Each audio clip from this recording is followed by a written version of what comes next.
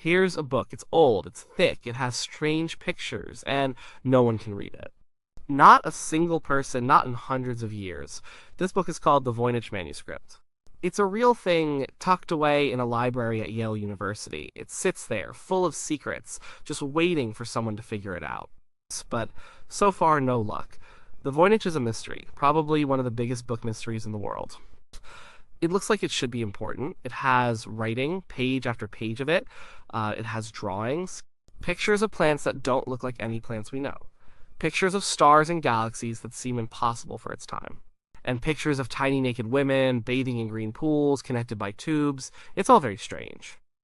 Imagine you pick up this book. It feels old. It's made of vellum, which is treated animal skin. That was expensive back then. The pages are worn, a bit yellowed. You open it. The script inside is curvy, elegant, but totally unknown. It's not Latin, it's not German, it's not Hebrew, it's not Arabic, it's not anything anyone has ever seen. It's like someone invented a whole new alphabet, a whole new language, just for this book. The drawings are hand-colored. They're intricate, they're detailed. Someone spent a lot of time drawing these things. And coloring them in. This wasn't a quick job, this was a project, a big project. People have tried everything to read this book.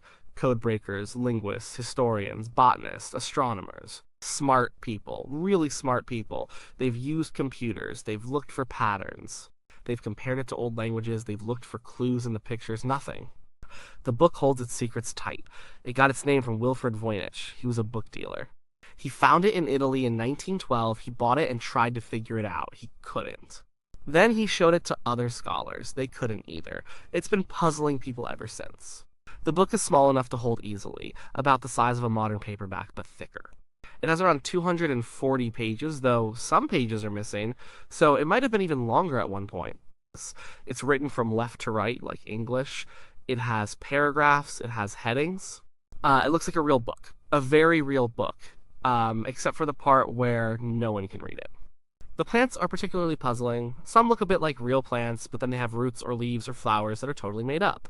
Or they're combined with other plants in strange ways. It's like a botanical fantasy. Or maybe these plants just don't exist anymore. Or maybe they never existed. The astronomy parts show suns, moons, and stars. Some look like constellations we know, but others are totally different. There are circles and diagrams. It looks like someone was trying to explain the cosmos, but in a way that makes no sense to us now. And then those tiny women. They're often in groups, sometimes in pipes or pools. It's called the balneological section. Some people think it's about hygiene or perhaps fertility or some kind of medical practice. But it's so bizarre, it's hard to tell. So here's this book, this physical object. It exists. It's hundreds of years old. And it's completely unreadable. This fact alone makes it fascinating. It challenges everything we think we know about books and knowledge. What is its purpose? What does it say? And who made it? These are the questions that keep people up at night trying to solve the Voynich mystery. It's a true enigma, a book that stares back at you, daring you to understand it. And so far, it always wins. The book's age is also important. Scientists have used carbon dating on the vellum. It tells us the animal skin for the pages was probably processed sometime between 1404 and 1438. So, the book was made in the early 15th century. That's the late medieval period or early Renaissance, depending on how you look at it. This means it's incredibly old. It's older than Shakespeare. It's older than Columbus's voyages to America. It existed during a time when Europe was changing fast, but also a time when many secrets were kept. So think about the effort involved. In the 1400s, making a book like this was a huge undertaking. It wasn't like printing something today. Every page had to be prepared. Every letter had to be written by hand. Every drawing had to be sketched and then colored. This was a massive investment of time, skill, and money. This vellum was expensive. Pigments for the colors were expensive. The scribe and artist had to be paid. This wasn't a casual doodle. This was serious work. And for what? To be unreadable? That's the core of the mystery. If someone put all this effort into it, there must have been a reason. Was it for knowledge? Was it for power? Was it for money? Or was it something else entirely? Was it a joke? A very, very elaborate, long-lasting joke. That's what some people wonder. Could this book that no one can read be a medieval hoax? It's a wild thought, but it's one that keeps coming up. Because if it's not a real language or a real code, what else could it be? The idea of a hoax is a strong contender when everything else fails. This book challenges our understanding of purpose. Usually, books are made to be read, to share information, to tell stories, to teach. But this book doesn't do any of that, at least not for us. It's a silent enigma, and its silence is what makes it so loud in the world of unsolved puzzles. It just sits there daring us to question its very existence and its reason for being. The more you look at it, the more you think about it, the more it grabs you. It's not just a collection of weird symbols and pictures. It's a story waiting to be told, a story of its creation, its purpose, and its journey through centuries. And maybe, just maybe, that story is a clever trick played by someone long ago, a trick that still works perfectly today. The Voynich Manuscript didn't just appear out of nowhere. It has a known history, even if parts of it are still a bit hazy. This history helps us understand where it's been, and who has tried to figure it out over the centuries. It adds to the legend of the unreadable book. The first clear owner we know about was a man named George Beresch. He lived in Prague in the 1600s. He was an alchemist. He believed in finding secrets in old texts. He was one of the first people to be totally baffled by the Voynich. He couldn't read it either. He was very frustrated. Beresch knew a famous scholar named Athanasius Kircher. Kircher was a Jesuit priest. He lived in Rome. He was known for being very smart and for having a wide range of knowledge. Beresch sent copies of parts of the Voynich to Kircher. He hoped Kircher could decipher it. Beresch wrote a letter to Kircher in 1639. He said the book was like the riddle of the Sphinx. He basically begged Kircher to help. Kircher was known for his interest in hieroglyphs and secret codes. So he seemed like the right person, but even Kircher couldn't crack it. When Beresch died, he left the manuscript to his friend Jan Marek Marci. Marci was a doctor and also a scientist. He was connected to the court of Emperor Rudolf II. So Rudolf II was a Holy Roman Emperor. He lived in Prague, just like Beresch. Rudolf was really interested in alchemy, astrology, and all kinds of strange secret knowledge. He spent a lot of money on these things. This connection to Rudolf II is important. It's rumored that Rudolf II himself bought the manuscript at one point. The story goes he paid 600 gold ducats for it. That was a huge amount of money back then. It shows how highly he valued rare and mysterious objects. If this is true, it suggests the book already had a reputation for being special, even if unreadable. Maybe it was even presented to him as a book of powerful secret knowledge. A good cover for a hoax, perhaps? Marci tried his hand at deciphering the book too. He couldn't. Then, in 1665 or 1666, he sent the book to Kircher in Rome. He sent a letter with it. This letter is still with the manuscript today. It's a key piece of its history. Marci's letter states that the book once belonged to Emperor Rudolf II, and that Rudolf believed it was written by Roger Bacon. Roger Bacon was a famous English philosopher and alchemist from the 13th century. This idea that Bacon wrote it stuck around for a long time. It gave the book an air of ancient authority and genius. But later, carbon dating showed the book was made in the early 1400s, long after Bacon died. So that theory was wrong. After Kircher died, the book stayed in the Jesuit library in Rome. It stayed there for over 200 years. It was forgotten for a while. Not many people knew about it. It just sat on a shelf, collecting dust, still unread. Then, in 1912, Wilfrid Voynich found it. He was a Polish-Lithuanian book dealer. He specialized in rare manuscripts. He was visiting the Jesuit college at Mondragone, near Rome. The Jesuits needed money. They were selling some of their old books. Voynich bought around 30 manuscripts. And among them was the unreadable book. He immediately saw it was something special. Voynich spent years trying to decipher it himself. He couldn't. He showed it to many experts. No one could read it. He brought it to the attention of the world. That's why it's named after him. He even thought it might be written by Roger Bacon at first, just like the old rumor. After Wilfrid Voynich died, his wife, Ethel Voynich, inherited the manuscript. She was a famous novelist, author of The Gadfly. She kept it for a while. Then she passed it on to a friend, Anne Nill. Nill sold it to another book dealer, Hans P. Krauss, in 1961. Krauss also tried to sell the Voynich. He published a fancy catalog describing it. Well, he offered it for sale for a whopping $160,000. That was a lot of money in the 1960s. He couldn't find a buyer. No one wanted to spend that much on a book they couldn't read. So in 1969, he gave it to Yale University's Beinecke Rare Book and Manuscript Library. He donated it. And that's where it is today. Still unreadable, still a complete mystery. So, the book has traveled from a frustrated alchemist in Prague to a famous scholar in Rome, hidden away in a Jesuit library, then rediscovered by a book dealer, and finally to a famous university. Every step of the way, smart people have looked at it. Everyone has failed to read it. This long history of failure is a big part of why some people start to wonder maybe it's not meant to be read. Maybe it was never meant to be read. Maybe that was the whole point. A book designed to baffle, a puzzle without a solution. A medieval hoax that has fooled generations. The fact that it captivated people like Rudolph II, who spent a fortune on it, or inspired Beresh to beg Kircher for help, shows its power. It always drew people in, promising secrets but delivering only silence. This enduring allure, despite its unreadability, is a key element of its story. It makes you think, was this allure part of the plan? Was it meant to create intrigue, to make people want to believe it held deep secrets, even if it held none?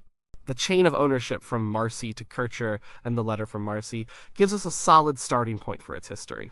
Before that, it's speculation, but the carbon dating fixed its creation to the early 1400s. So, it existed for about 200 years before Beresh got his hands on it. Who had it then? What was its life like before it became a famous mystery? We don't know. That gap in its history also allows for all sorts of theories, including the possibility that its true origin story, perhaps as a hoax, got lost in those undocumented years. So, here's the big question. Could the Voynich Manuscript really be a hoax? A clever trick designed to fool people. It's a thought that pops up for good reasons. When something resists every attempt at understanding for centuries, people start to look for other answers. A hoax is one of those answers. Let's think about why someone in the medieval or early Renaissance period might create such a thing. One big reason could be money. Imagine you're a clever craftsman, maybe an artist, and a scribe. Rich people like Emperor Rudolph II love collecting strange and mysterious objects, especially books that claim to hold secret knowledge like alchemy or ancient wisdom. If you could make a book that looks incredibly important, full of intricate drawings and a strange unknown script, you could sell it for a lot of money. You could tell stories about its hidden power or its ancient origins. People wanted to believe in secret knowledge back then. They might pay a huge sum for something they thought was profound, even if they couldn't read it. The mystery itself would be the selling point. Another reason could be social standing or patronage. Maybe an artist or scholar wanted to impress a wealthy patron. By creating such an enigmatic book, they could demonstrate their skill, their creativity, or even pretend to have access to unique, hidden knowledge. A patron might be thrilled to own such a unique item, even if they couldn't understand it. It would make them seem wise or powerful to their peers. It's about reputation. And what about a simple practical joke? Well, some people just like to fool others. They enjoy the challenge of creating something so convincing, yet ultimately meaningless that it baffles everyone. It would be an incredibly elaborate joke, yes, but some people have the time, skill, and desire to pull off something like that. The creator of the Voynich might have been a prankster with a lot of talent and a wicked sense of humor. This joke has lasted for hundreds of years. That's some serious commitment to a prank. Consider the materials. Vellum was expensive. The pigments for coloring were expensive. The time and skill involved were significant. This wasn't some quick forgery. If it's a hoax, it's a masterpiece of deception. The hoaxer must have put a huge amount of effort into making it look authentic and important. This suggests a strong motive, whether it was financial gain, prestige, or a truly epic prank. The script itself is a big part of the hoax theory. It looks so consistent. The letters are neatly formed. There are word breaks, there are paragraphs, it has all the visual cues of a real language. But it doesn't match anything known. Some people think it's a form of pseudoscript or glossolalia. This means it looks like writing, it feels like writing, but it doesn't actually carry meaning. It's designed to mimic the appearance of writing without actually being one. Like someone just made up a bunch of squiggles that look like letters and combined them in ways that seem logical but aren't. If you were making a fake language, you'd want it to be convincing. You wouldn't just scribble randomly. You'd make recurring symbols so it looks like an alphabet. You'd combine them in patterns so it looks like words. You'd repeat words so it looks like language structure. All of these things are found in the Voynich Manuscript. Statistical analyses show definite patterns in the words and letters, but these patterns are also consistent with artificial languages. It's not completely random gibberish. This makes a hoax even more impressive because the hoaxer would have had to build in this sophisticated structure. There's also the element of medieval forgeries. Forgery was not uncommon back then. People forged documents, relics, and even books to gain an advantage. They would create fake historical records, fake prophecies, or fake magical texts. So the idea of someone creating a fake book of secrets is not out of character for the period. The Voynich could just be the most successful example. Some researchers have even suggested specific hoaxers. One popular theory, though largely debunked by carbon dating, pointed to John Dee or Edward Kelly in the late 16th century. They were alchemists and mystics connected to Queen Elizabeth. Kelly was known for being a bit of a con artist. Dee was genuinely brilliant, but also into the occult. They were definitely the type to dabble in secret languages, and maybe even invent one. But the carbon dating puts the book's creation firmly in the early 1400s, long before Dee and Kelly were born. So, if it's a hoax, it's by someone earlier. Consider the illustrations. They are beautifully done. But they are also very bizarre. The plants that don't exist. The celestial maps that don't match our skies. The strange balneological scenes. If this were a real scientific or philosophical text, you'd expect some recognizable elements, or at least a consistent internal logic that we could eventually grasp. But the illustrations seem to be designed to be just as mysterious and unreadable as the text. They add to the overall sense of wonder and confusion. A hoaxer would want to create a full package of intrigue. Another angle could be to hide something. Maybe it's not a hoax in the sense of pure deception, but a way to obscure real information. For example, if someone wanted to write down sensitive political information, or heretical religious views, or real alchemical formulas that were dangerous, they might invent a script to hide it. This is more of a cipher than a pure hoax, but if the cipher was made too complex, or designed to be unbreakable, it almost functions like a hoax, making the text useless to anyone but the creator. The sheer frustration it has caused over centuries could be the ultimate proof of a successful hoax. No one has ever made progress. Deciphering old languages, even dead ones, usually starts with some known words or references. We have Rosetta Stones for Egyptian hieroglyphs. We have bilingual texts for other ancient scripts. For the Voynich, there's no Rosetta Stone, no known key. It's completely isolated. This isolation makes it an ideal candidate for something that's simply made up. It's a book written in a language that never was, or illustrated with plants that never grew, specifically to trick people into believing it contains something profound. And if that's the case, it's perhaps the most successful and enduring hoax in history. The motivations for such a sophisticated deception would have been strong, given the effort involved. To create something so meticulously detailed, so consistently baffling, would require a lot of dedication. It speaks to a level of cunning and artistic skill that makes the anonymous creator a fascinating figure. They managed to create a puzzle so perfect that it still stumps the best minds today. And maybe that was the greatest triumph of all for the medieval prankster or con artist. While the hoax theory is compelling, there are also very strong reasons to think the Voynich Manuscript is not a hoax. Many scholars believe it's a genuine text, even if we can't read it yet. These arguments are important to consider, because they show the depth of the mystery. One big counter-argument is the sheer effort involved. As mentioned, making this book was a huge undertaking. Vellum, pigments, time, skill. If it were just a simple hoax, would someone really go to such extreme lengths? It's not a quick sketch with some fake words. It's a consistent, well-structured, lengthy document. The level of detail in the illustrations is incredible. The consistency of the script across all 240 pages is remarkable. If you were just trying to fool someone, you might not put in that much work. This suggests a serious purpose behind his creation, whatever that purpose was. Then there's the language itself, or what appears to be a language. Cryptographers and linguists have studied the Voynich script for decades. They've found patterns. These patterns are not random. The words in the Voynich often follow specific rules. For example, certain characters appear only at the beginning of words, others only in the middle, and others only at the end. The frequency of characters and words also follows patterns that are similar to real languages. If it were just gibberish, you would expect a more random distribution of characters. But the Voynich has an entropy, a measure of randomness, that is similar to known languages. It's lower than pure random strings of letters, meaning their structure, but it's also higher than highly predictable languages. This suggests it's not just random scribbles, it looks like a system. A very complex system, but a system nonetheless. Many people believe it's a genuine language that is simply unknown to us. Maybe it's a lost language, or a unique dialect, or a language from a culture that vanished without a trace. The world had many languages in the 15th century that are no longer spoken today. Maybe this is one of them. The unique script would then just be its own alphabet, developed for that specific language. This happens in history. Think of ancient scripts that were unreadable for centuries until a key was found. Another common theory is that it's a code or a cipher. This means it's a real language, like Latin or German, but written in a secret code. The medieval times were full of codes and ciphers, especially for diplomatic or military messages. The problem is, if it's a cipher, it's an incredibly complex one. Simpler ciphers have been broken.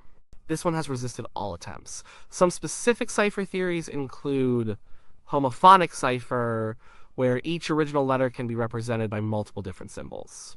This makes frequency analysis much harder. Polyalphabetic cipher, using multiple different alphabets to encode the message, switching between them according to a key. It might look like gibberish to an outsider. Micrography, hidden text within the lines or drawings themselves, too small to see easily. But this usually wouldn't be the main text. The statistical properties of the Voynich script also make some cipher theories harder to support. For example, the words tend to be very short, often only a few characters long. This is unusual for many European languages when simply enciphered. Also, there's a lot of repetition of certain words and phrases. This could be a feature of a language or a cipher, but is not easily explained. Then there's the content itself. Even if we can't read the words, the illustrations provide clues about the book's purpose. It's divided into sections, herbal section plants that seem to be described or illustrated for their properties. This suggests a text related to botany, medicine, or pharmacology. Astronomical, astrological section, diagrams of stars, planets, zodiac signs. This points to astronomy or astrology. These were important sciences in the Middle Ages. This could be about health, hygiene, fertility, or some kind of ritual bath. Cosmological section, more large, circular diagrams, often very intricate. The consistent themes across these sections suggest it's a coherent work, not just a random collection of fake images and words. If it's a medical book, or a book of natural philosophy, or a book about some spiritual practice, then it has a specific purpose. And if it has a purpose, it means someone intended for it to convey real information, even if that information is now lost to us. A hoax might be less structured, less internally consistent. Some people even think it's an extraterrestrial language or something from another dimension. These are pretty wild theories, but they show how desperate people are to understand it. They prefer to believe in something profound, even if fantastical, rather than just a very clever trick. There's also the idea that it's a very early example of conceptual art, or a philosophical puzzle. Perhaps it was made to represent the limits of human knowledge, or to challenge what we think we know about language and meaning. But even then, it's still conveying a message, even if that message is metalinguistic. The biggest argument against a hoax, I think, is the sheer amount of genuine-looking structure and effort. If it's a hoax, it's an incredibly sophisticated one. It's not just a bunch of nonsense words. It has the statistical properties of real language. It has a consistent, intricate visual component. It was made with expensive materials and immense skill. To dismiss all of that as just a prank feels like underestimating the creators. They built a world within this book. Even if that world is completely imaginary, it's a very well-built one. So, while the idea of a hoax is tempting for its simplicity, the evidence points to something more complex. It might be a unique language, a lost code, a forgotten system of knowledge. The fact that it resists all our efforts doesn't necessarily mean it's meaningless. It just means we haven't found the key yet, and that endless search for the key is what keeps the Voynich Manuscript alive as one of the world's most enduring and fascinating puzzles. It could be that one day, someone will finally crack it open, and what they find will either be a treasure trove of lost knowledge, or the ultimate punchline to a medieval joke. Either way, it will be an incredible discovery. Let's imagine, just for a moment, that the Voynich Manuscript really is a hoax. What would that mean? What would its legacy be? It would change how we look at it, but it wouldn't make it any less fascinating. In fact, it might make it even more incredible in its own way. If it's a hoax, it's arguably the most successful and enduring hoax in history. Think about it, a document created over 600 years ago, designed to fool people, and it's still doing its job perfectly today. It has stumped cryptographers, linguists, historians, and scientists for centuries. It has inspired countless theories, books, and research papers. It has been examined with every new technology available, from magnifying glasses to supercomputers.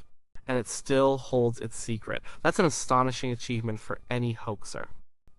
It would tell us something profound about medieval human nature. It would show that people back then were just as capable of elaborate deception as we are today. It would show a sophisticated understanding of how to create intrigue, how to mimic authenticity, and how to play on people's desires for secret knowledge. The creator would have been a genius, not of scholarship, but of misdirection. The idea of a medieval hoax also highlights the value placed on secret knowledge during that time. Alchemists and scholars sought hidden truths. Emperors and noblemen collected rarities. A book that looked like it contained profound secrets, even if unreadable, would have been highly prized. The hoaxer understood this perfectly. They created an object that fed into the intellectual and cultural currents of their time. If it were a hoax, it also means that all the intense work, all the detailed illustrations, all the consistent script was just for show. It was a performance. The artist and scribe were not creating a text to convey information, but to create an illusion of information. This transforms the Voynich from a scientific or historical puzzle into a unique work of performance art, a deliberate act of obfuscation on a grand scale. The medium is the message. The message is that you cannot read the message. Consider the potential motives again if it were a hoax. So that's a huge financial gain for a clever trick. A monument to satire. Perhaps the creator was satirizing the obsessive quest for hidden knowledge, or mocking the credulity of scholars and collectors. The book would be a physical embodiment of a philosophical joke, meant to expose the vanity of those who claim to understand everything. It would be a testament to their cleverness and foresight. The legacy of the Voynich, even as a hoax, would be its enduring power to inspire curiosity. People are drawn to mysteries, and a book that simply refuses to be understood is the ultimate mystery. It keeps us humble, it reminds us that there are still things we don't know, things that defy our best efforts and our smartest tools. It would also make us reevaluate other mysterious texts. If the Voynich is a hoax, how many other ancient secrets or unbreakable codes might also be clever deceptions? It would inject a healthy dose of skepticism into the study of historical enigmas. But here's the thing, even if it's a hoax, it still poses questions. How was it done so perfectly? What techniques did the hoaxer use to create such a consistent language-like script? What was their background? These are still unsolved questions, even if the premise shifts from what does it say to how was it made to say nothing. The mystery wouldn't disappear. It would simply transform. The book that no one can read would then become a monument to human ingenuity and deception. It would be a testament to the fact that people can create things that are beautiful, complex, and utterly meaningless, yet still profound in their ability to captivate and mystify. And what if someone someday actually proves it's a hoax? How would they do it? They would need to break the code, only to find it translates into nonsense. Or they would need to discover the hoaxer's own notes, or a confession. That would be an amazing discovery in itself. It would be the ultimate punchline. Until then, the Voynich Manuscript continues to sit there, silent and challenging. Whether it's a lost language, an unbreakable code, or a masterful medieval hoax, its impact is undeniable. It forces us to confront the limits of our knowledge. It pushes us to keep searching, to keep trying, to keep asking questions. It remains a powerful symbol of the unknown, a physical embodiment of centuries of unsolved intellectual struggle. It reminds us that the past still holds secrets, and some of those secrets might be the cleverest tricks ever played. And that, in itself, is a kind of profound knowledge. The book, in its very unreadability, tells us a story about human curiosity, belief, and deception that spans centuries. And that story is far from over.